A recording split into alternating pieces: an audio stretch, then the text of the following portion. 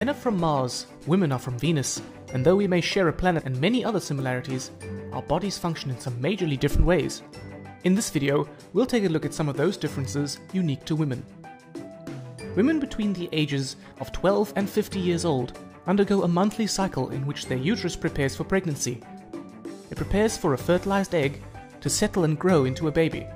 If pregnancy does not occur, the lining breaks down and is expelled from the uterus. This is known as menstruation. The menstrual cycle usually lasts about 28 days. During this period, women undergo drastic hormonal fluctuations as well as physical discomforts such as abdominal cramps, headaches, backaches, and general nausea. This has led to it being colloquially referred to as the curse. The first stage of the cycle is menstruation and occurs if the egg has not been fertilized. This lasts between 3 to 7 days and is more commonly known as a period. Because the egg has not been fertilized, the uterus lining, called the endometrium, is not needed, and hence it breaks down and is lost through the vaginal canal with some blood.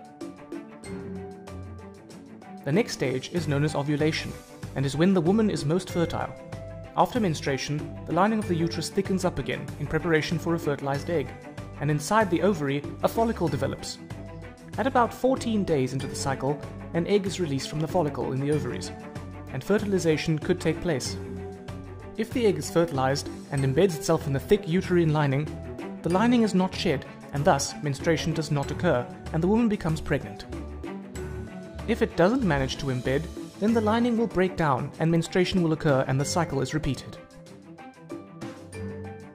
The menstrual cycle is controlled by two main hormones, estrogen and progesterone. We met these hormones in this video.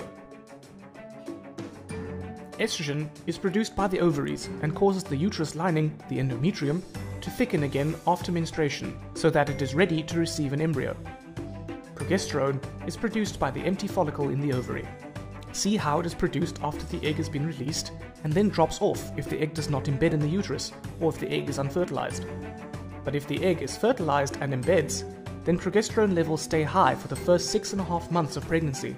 The follicle continues to produce it and a placenta is formed. So estrogen builds up the uterus lining and progesterone maintains it during the second half of the menstrual cycle. There are two other hormones also involved: the follicle stimulating hormone, or FSH, and the luteinizing hormone, or LH. Both FSH and LH are secreted by the pituitary gland. FSH causes the egg to mature in the ovary, and it also stimulates the ovaries to release estrogen. The estrogen then stops FSH being produced, so that only one egg matures in the cycle. LH causes the mature egg to be released from the ovary and stimulates the release of progesterone. You may want to browse the internet to learn more about these hormones. So from this video, you should now have a better understanding of how the menstrual cycle works, how the main hormones estrogen and progesterone control it, and how a woman's body is affected by these drastic changes.